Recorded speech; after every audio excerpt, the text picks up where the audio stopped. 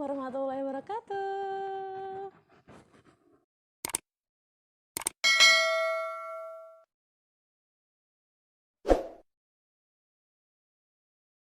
Di video kali ini, karena sebelumnya tuh aku buat story ya di Instagram, kayak ngajarin adek aku nahwu. Nah ternyata kayak banyak yang minat gitu loh, malah kayak banyak yang ngasih tahu suruh masukkan ke YouTube kayak gitu.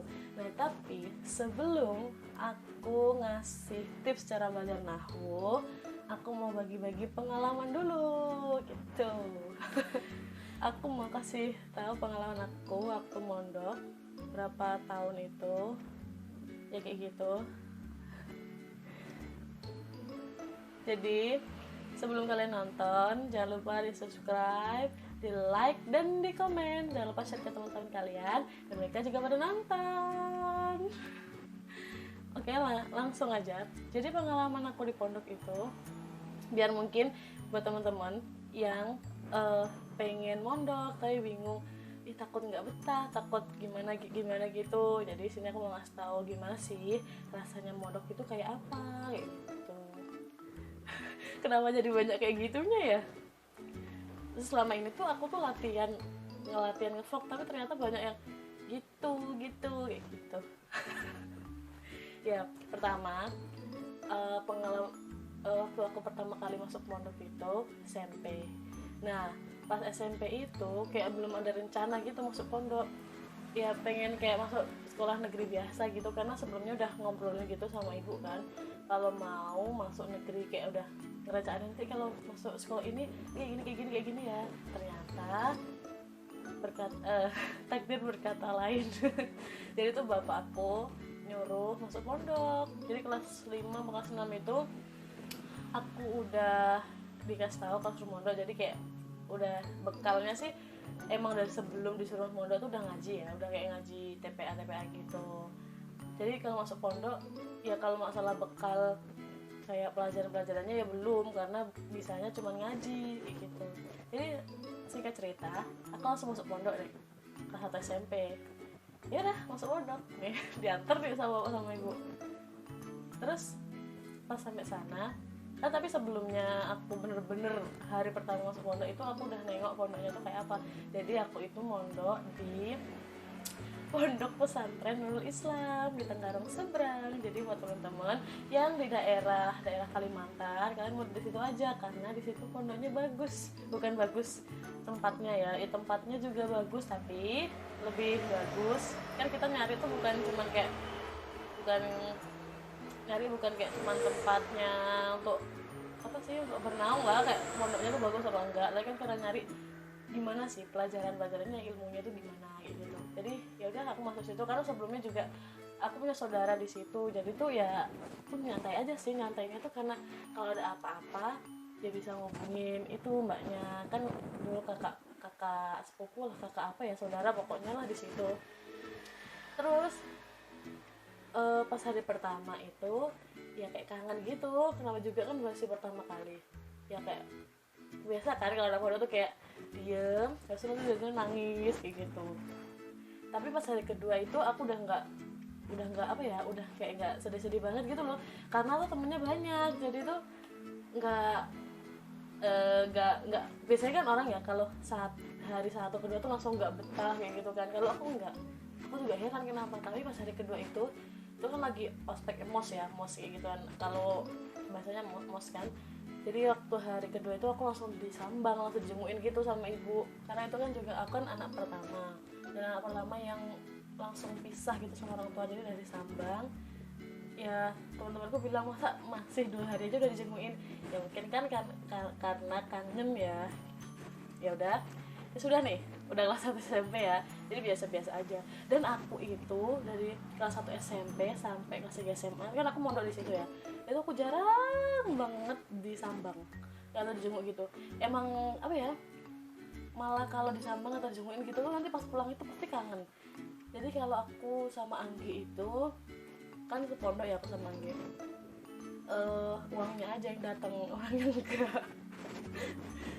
Karena ya apa ya, emang kalau semester kayak gini ya, dateng, terus ntar dia mau pulang, pasti pas udah pulang tuh kayak gini, kenapa ya kok pulang ya, pasti kan kayak gitu kan. Makanya kenapa kok kita tuh harus jarang-jarang disambang tuh ya itu dah, jadi tuh biar betah di pondok. Apalagi kan 40 hari sebenarnya harusnya nggak boleh disambang ya, tapi aku 2 hari aja udah disambang waktu itu. Tapi alhamdulillah aku selama mondok 6 tahun di pondok pesantren Nurul Islam itu aku betah terus, alhamdulillah banget, karena teman-teman juga baik.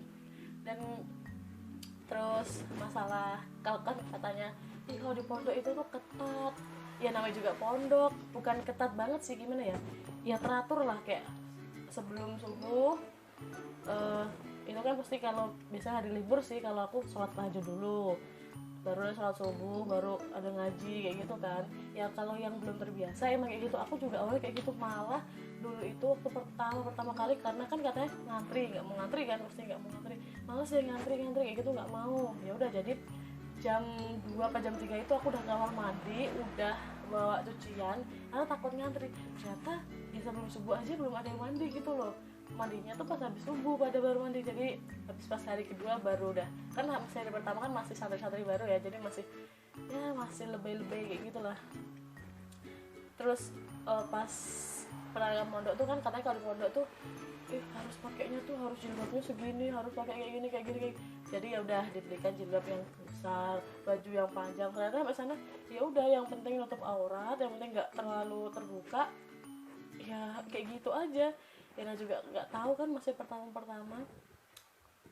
Oke, terus pengalaman lagi ya, apa ya, jadi kalau di pondok itu enaknya itu kita itu teratur, terjadwal gitu loh.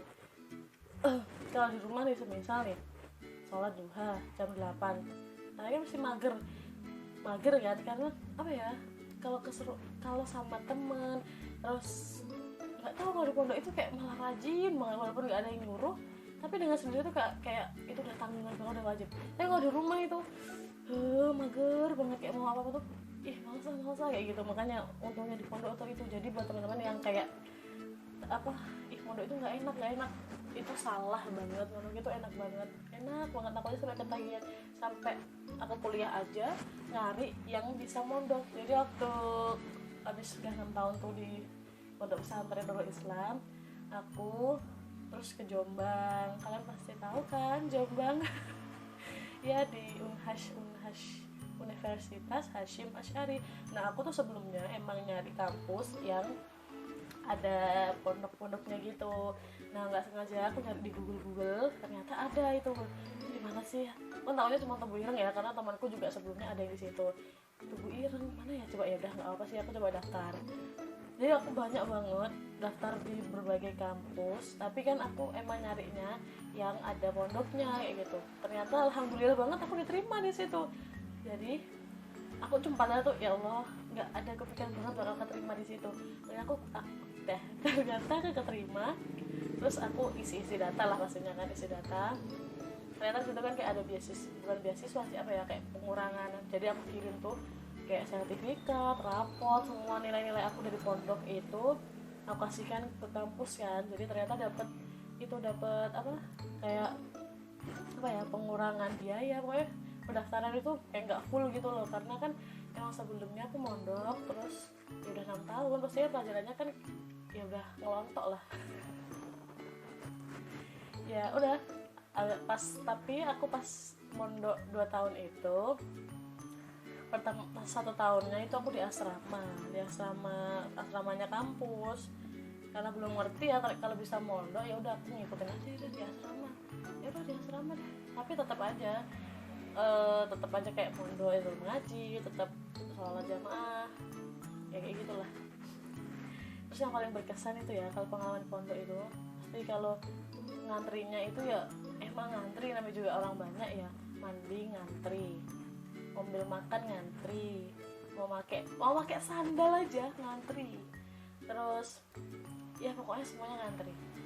Tapi itu seru banget. Jadi kalau misal mau mandi nih, ya antri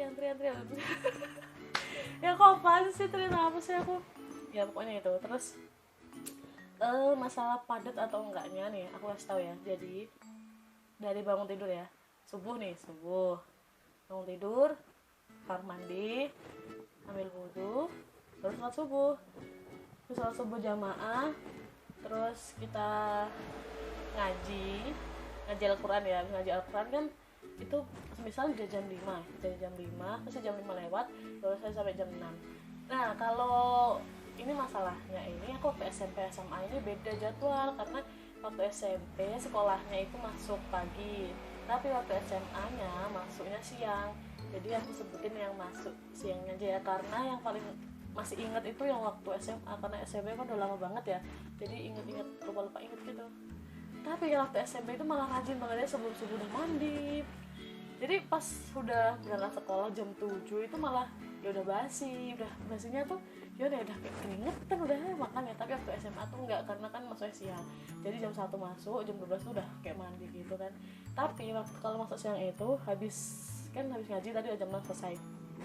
Jam 6 selesai, habis itu jam 6 sampai jam 7 itu kayak untuk bersih roan gitu kan. Terus habis itu jam 7, ya nggak jam 7 sih, jam 7-nya habis roan itu kita makan bareng, ngantri gitu kan. Baru habis itu kita diniyah. Nah diniyahnya itu kayak ambil 2 mata pelajaran, 2 apa 1 yang ya? 2 pelajaran, 2 mata pelajaran. Baru habis itu selesai jam 10 apa jam 11 lewat lah ya. Nah habis itu udah istirahat kan, selesai. Nah itu istirahatnya kita paling biasanya kayak untuk jajan kayak gitu. Baru habis itu kalau aku ya, karena habis jajan saya langsung tidur, walaupun cuma 5 menit itu aku harus tidur siang. Karena kalau aku nggak tidur siang itu pusing, nggak tahu kenapa. Tapi kalau di kelas juga kan bisa bikin ngantuk kan kalau nggak tidur. Jadi walaupun cuma 5 menit aku harus tidur. Nah habis itu harus tidur, baru mandi, baru sekolah. Nah sekolahnya itu nyampe dari jam 1 sampai jam berapa ya? 5, setengah 6 itu baru pulang. Nah itu baru Yasin Fadilah, sholat maghrib. Habis sholat maghrib ngaji Al-Quran, habis ngaji Al-Quran sholat isya. Habis sholat isya ya mungkin kegiatan-kegiatan kayak kalau ada ya, biasanya itu kita tuh sholawatan itu kalau malam minggu. Kok malam minggu sih? Apa ya? Ya malam minggu. Terus kalau khitobah itu habis sholat isya itu malam Senin kayak gitu. Kalau selebih-lebihnya hari Senin malam Selasa itu tadi sampai malam Sabtunya itu kita habis sholat isya itu kadang ada apa sih kayak privat ngaji kitab kuning gitu. Kadang kalau nggak ada ya udah untuk nyantai, kadang untuk belajar, yang punya PR yang nggak PR ya.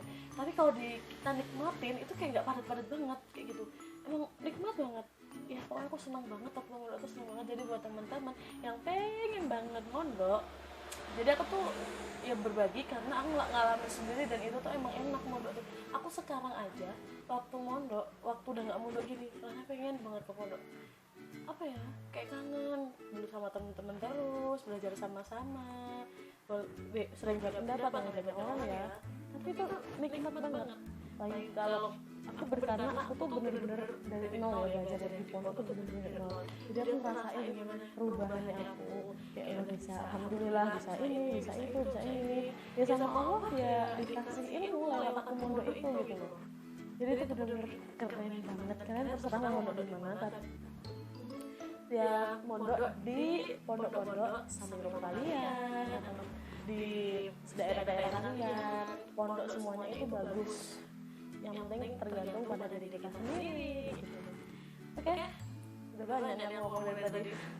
Jadi semisal ya di dalam ceritanya aku ini ada yang kurang, ada yang kalian apa ya mungkin mau ditanyakan seputar ini, kan bisa tanyakan nanti di kolom komentar.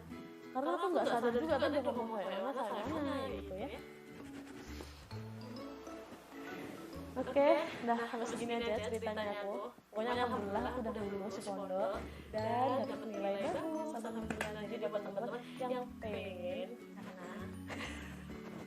ulang lagi karena apa ya, itu bekal untuk bekal akhirat kita gitu loh. Jadi kalau seseorang kita meninggal, bukan berarti aku bukan yang nggak mau mondok itu nggak bisa doain orang tua ya. Tapi kan kalau kita mondok kita bisa baca Yasin, kita ngerti kayak apa rasulnya, aku pun dapat itu juga waktu di pondok. Jadi kalau misal saudara kalian meninggal, ada musibah, terus siapa yang doain?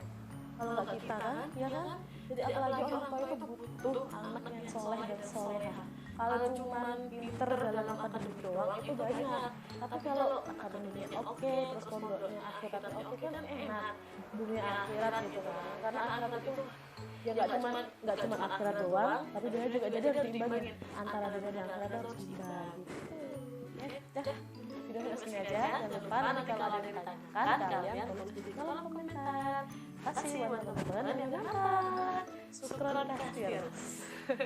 Jadi kalau temanya jadinya lebih bahasa Arab ya. Kalau temanya Korea pakai annyeonghaseyo, tapi kalau enggak, kalau pakai ya pokoknya sesuai tema di dalam video ini. Terima kasih buat teman-teman yang nonton. Jangan lupa subscribe, like, dan komen. Jangan lupa share ke teman-teman kalian. Dan jangan lupa. Assalamualaikum warahmatullahi wabarakatuh.